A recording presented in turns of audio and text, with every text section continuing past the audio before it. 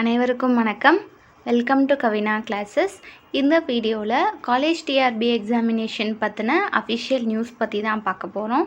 நேற்று பார்த்தோம் அப்படின்னா உயர்கல்வித்துறை அமைச்சர் அவர்கள் செய்தியாளர்கள் சந்திப்பப்போ காலேஜ் டிஆர்பி எக்ஸாமினேஷனை பற்றின அப்டேட்ஸ் எல்லாமே கொடுத்துருந்தாங்க. அதில் முக்கியமாக நோட்டிஃபிகேஷன் ரிலீஸ் பண்ண போகிறாங்களா, அப்ளிகேஷன் ரீஓப்பன் பண்ண போகிறாங்களா, எக்ஸாமினேஷன் எப்போ இருக்கும், அப்பாயின்மெண்ட் எப்போ கொடுப்பாங்க அப்படிங்கிற மாதிரி எல்லா டீட்டெயில்ஸுமே அவங்க நம்மளுக்கு சொல்லியிருந்தாங்க. அதை பற்றி தான் இதில் பார்க்க போகிறோம். வாங்க. காலேஜ் டிஆர்பி எக்ஸாமினேஷனை பற்றி ஏற்கனவே 2708 போஸ்ட் டைரக்ட் ரெக்ரூட்மெண்ட் மூலமாக ஃபில் பண்ண போகிறோம் அப்படின்னு சொன்னப்போ அப்ளிகேஷன் ரீஓப்பன் பண்ணுவாங்களா அப்படின்னு தான் நிறைய பேர் கொஸ்டின் இருந்தது. எதனாலன்னு பார்த்தோன்னா, ஏற்கனவே 2024 4000 அசிஸ்டன்ட் ப்ரொஃபஸர் வேக்கன்சிஸ்க்கான அப்ளிகேஷன் ஓப்பன் பண்ணியிருந்தாங்க. அந்த எக்ஸாமினேஷன் இப்போ வரையே நமக்கு நடக்கலை. ஸோ அப்போ அப்ளை பண்ணவங்க மட்டும்தான் எழுத முடியுமா, இப்போ மறுபடியும் அப்ளிகேஷன் ரீஓப்பன் ஆகுமா அப்படின்றது நிறைய பேரோட கொஷினாக இருந்தது. ஸோ நம்ம என்ன சொல்லியிருந்தோம் அப்படின்னா, அப்ளிகேஷன் ரீஓப்பன் பண்ணுறதுக்கு ஹை சான்சஸ் இருக்குது, உங்களோட ப்ரிப்பரேஷனை விடாமல் கண்டினியூ பண்ணுங்கள் அப்படின்னு தான் நம்ம சைடில் இருந்துமே நம்ம ஒப்பீனியனாக கொடுத்துருந்தோம். அதே மாதிரி தான் இப்போயுமே நம்மளுக்கு ஒரு விஷயம் நடக்க இருக்குது. அது எப்போ நடக்க இருக்குது அப்படிங்கிறத நேற்று நம்மளுக்கு அமைச்சர் செய்தியாளர்கள் சந்திப்புலேயே கன்ஃபார்ம் பண்ணி சொல்லியிருக்கிறாங்க. அதை பற்றி தான் டீட்டெயிலாக பார்க்க போகிறோம். நம்மளுக்கு assistant professor direct recruitment in arts and science காலேஜஸ்க்கு ஒரு நியூ நோட்டிஃபிகேஷனை ரிலீஸ் பண்ண போகிறதா சொல்லியிருக்கிறாங்க.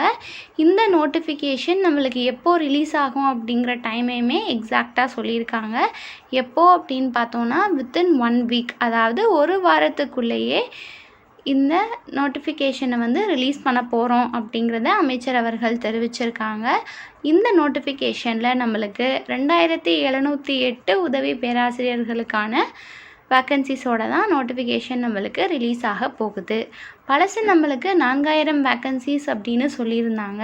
அப்போ அந்த நோட்டிஃபிகேஷன் என்னாகிறது, எதனால் இப்போது 2708 வேக்கன்சிஸ்க்கு மட்டும் நம்மளுக்கு நோட்டிஃபிகேஷன் ஓப்பன் ஆகுது அப்படிங்கிற கேள்வி நிறைய பேருக்கு இருக்கும். நம்மளுக்கு பழைய நோட்டிஃபிகேஷனில் 4000 வேக்கன்சிஸ் கொடுத்துருந்தாங்க. அந்த எக்ஸாமினேஷன் இப்போ வரையே நடக்காமல் இருக்கிறதுக்கு நம்மளுக்கு செட் எக்ஸாமினேஷன் ஒரு காரணமாக இருந்தாலுமே கோர்ட்டில் நிறைய கேசஸ் நடந்தது இன்னொரு முக்கிய காரணமாக இருக்குது. இந்த 4000 வேக்கன்சியில் இப்போ வரைய கோர்ட்டில் நிலுவையில் இருக்கிற கேசஸ்க்கு என்னென்ன வேக்கன்சிஸ் இருக்கோ அதை எல்லாத்தையுமே கட் பண்ணிவிட்டு ரிமைனிங் இருக்கிற வேக்கன்சிஸை மட்டும்தான் இப்போது நம்மளுக்கு ஃபில் பண்ண போகிறாங்க.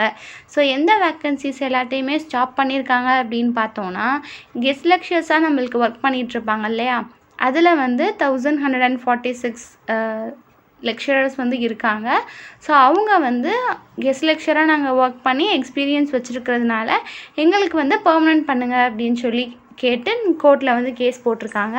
அதனால் அந்த வேக்கன்சிஸை அவங்க என்ன பண்ணலை அப்படின்னா டைரக்ட் ரெக்ரூட்மெண்ட் கடையில் எடுத்துகிட்டு வரல. அதே மாதிரியே யூனிவர்சிட்டிஸ்லேருந்து காலேஜஸ்க்கு அப்பாயின்மெண்ட் பண்ணுவாங்க. அதாவது யூனிவர்சிட்டிஸ் கடையில் கான்ஸ்டியூயன்ட் காலேஜஸ் அப்படின்னு இருக்கும்.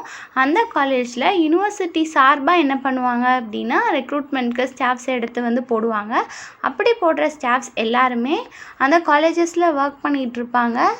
அந்த காலேஜஸ்லேருந்து திரும்பி அவங்க டைரக்ட் ரெக்ரூட்மெண்ட்டுக்கு யூனிவர்சிட்டியில் வேக்கன்சிஸ் வரும்போதில் வந்துடுவாங்க.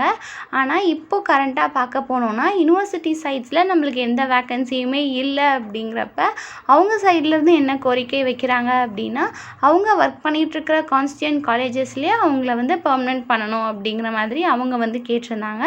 ஸோ அதனால் அதுலேயுமே நம்மளுக்கு கேஸ் போயிட்டுருக்கிறதுனால 146 வேக்கன்சிஸ் அதில் இருக்கிறவங்களுக்குமே ஸ்டாப் பண்ணிட்டாங்க. அப்போது கெஸ்ட் லெக்சர்ஸும் சரி, யூனிவர்சிட்டியிலேருந்து காலேஜில் ஒர்க் பண்ணிகிட்ருக்கிற ப்ரொஃபஸர்ஸும் சரி, அவங்க 2 பேருக்குமே இப்போது டெம்ப்ரரியாக ஒர்க் பண்ணிகிட்ருக்கிறவங்க அவங்கள பெர்மனன்ட் பண்ணணும் அப்படின்னு கேஸ் போட்டிருக்கிறதுனால இந்த வேக்கன்சிஸ் எல்லாத்தையுமே ஸ்டாப் பண்ணிவிட்டு, இது இல்லாமல் நம்மளுக்கு ஓப்பன் சாய்ஸில் நம்மளுக்கு வேக்கன்சிஸ் இருக்கும் இல்லையா, அந்த வேக்கன்சிஸான 2708 வேக்கன்சிஸ்க்கு தான் இப்போது நம்மளுக்கு வரப்போகிற புது நோட்டிஃபிகேஷனில் ரிலீஸ் பண்ண போகிறாங்க.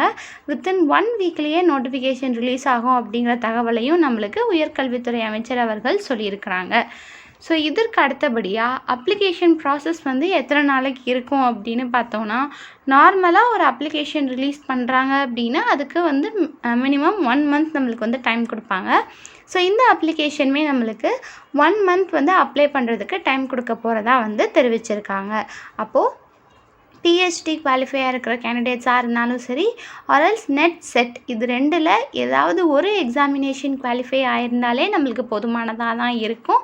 அப்படி குவாலிஃபையாக இருக்கிற கேண்டிடேட்ஸ் எல்லாருமே இப்போது ஓப்பன் பண்ண போகிற நியூ அப்ளிகேஷன் ஓப்பன் வர்றப்போ உங்களோட அப்ளிகேஷனை ஃபில் பண்ணுறதுக்கு எல்லா டாக்குமெண்ட்ஸையுமே எடுத்து ரெடியாக வச்சுக்கோங்க. ஏன்னா வித்தின் 1 மந்தில் நம்மளுக்கு வந்து அந்த ப்ராசஸ் எல்லாத்தையுமே முடிக்கணும். நோட்டிஃபிகேஷன் ரிலீஸ் ஆனதுக்கப்புறம் அப்ளை பண்ணுறதுக்கு என்னென்ன டாக்குமெண்ட்ஸ் தேவைப்படுது அப்படிங்கிறது எல்லாத்தையுமே நம்ம ஒரு வீடியோவாக கொடுத்துடலாம்.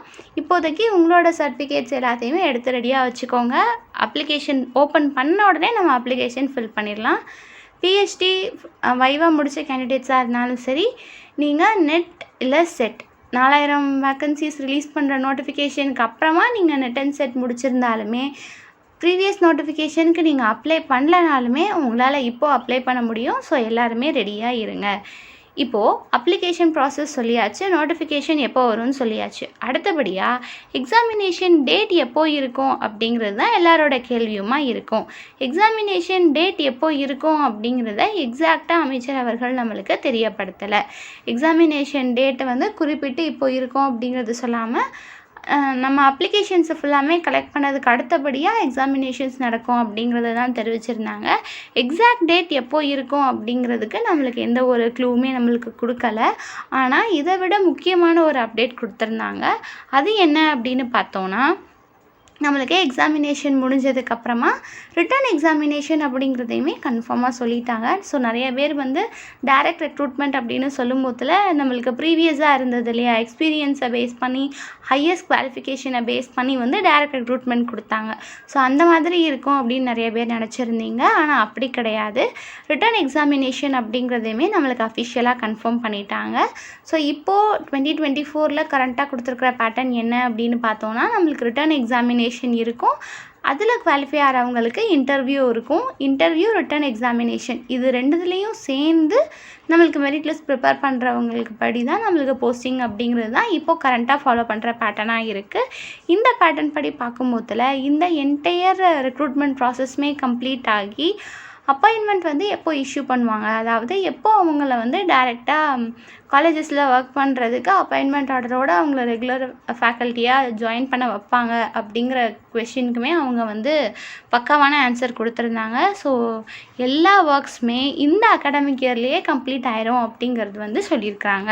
ஸோ நம்மளுக்கு எலெக்ஷனும் வர இருக்குது அப்படிங்கிறதுனால அதுக்கு முன்னாடியே தான் ஏதாவது அப்பாயின்மெண்ட்ஸ் வந்து போடுறதா இருந்தாங்க அப்படின்னா கம்ப்ளீட் பண்ணணும் அப்படிங்கிறது எல்லாருக்குமே தெரிஞ்ச விஷயம்தான். அதன்படி பார்க்கும்போதும் நம்மளுக்கு வந்து இப்போது நம்மளுக்கு பிஜிடிஆர்பி எக்ஸாமினேஷனாக இருக்கட்டும், டெட் எக்ஸாமினேஷனாக இருக்கட்டும், இது எல்லாமே கால்ஃபர் பண்ணி அப்படியே அடுத்தடுத்த மந்த்லேயே நம்மளுக்கு எக்ஸாமினேஷன் இருந்தது. அந்த வகையில் இந்த எக்ஸாமினேஷனுமே நம்மளுக்கு வந்து கால்ஃபர் பண்ணிவிட்டு அது அடுத்த மந்த்லேயே நம்மளுக்கு எக்ஸாமினேஷன் இருக்கும்.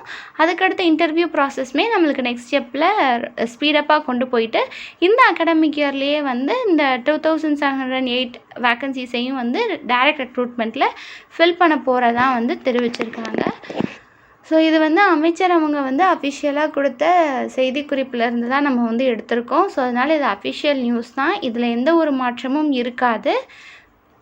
இப்போ வந்து இந்த 2708 வேக்கன்சிஸ் மட்டும்தான் ஃபில் பண்ண போகிறாங்க அப்படிங்கிறப்ப ஆல்ரெடி 4000 வேக்கன்சிஸ்க்கு அப்ளை பண்ணவங்களும் சரி, அதுக்கப்புறமா இந்த இன்பிட்வீன் கேப்பில் வந்து நெட் அண்ட் செட் பிஹெச்டி குவாலிஃபையாக இருக்க கேண்டிடேட்ஸும் சரி, நிறைய பேர் வந்து எக்ஸாமினேஷனுக்கு வந்து ப்ரிப்பேர் ஆகிட்ருப்பீங்க. ப்ரிப்பேர் ஆகலைனாலும் பரவாயில்ல, இது உங்களுக்கு கரெக்டான டைம். உங்களோட ப்ரிப்பரேஷனை பூஸ்டப் பண்ணிக்கோங்க. எக்ஸாமினேஷன் நம்மளுக்கு வெரி சூன் வர இருக்குது. எக்ஸாமினேஷனுக்கு அடுத்த ப்ராசஸ்மே நம்மளுக்கு வந்து கூடிய விரைவில் நடக்க இருக்குது அப்படிங்கிறதையுமே அப்டேட் பண்ணிட்டாங்க. அப்படிங்கிறதுனால இந்த எக்ஸாமினேஷனுக்கு நல்லபடியாக ப்ரிப்பேர் பண்ணோம் அப்படின்னா அசிஸ்டன்ட் ப்ரொஃபஸர் ஆகணும் அப்படிங்கிற ட்ரீமை நம்மளால் ஈஸியாக அச்சீவ் பண்ணிட முடியும். ஸோ டிஆர்பி பற்றின லேட்டஸ்ட் அப்டேட் எல்லாத்துக்குமே நம்மளோட சேனலை ஃபாலோ பண்ணிங்க அப்படின்னா உங்களுக்கு ரொம்பவே யூஸ்ஃபுல்லாக இருக்கும்.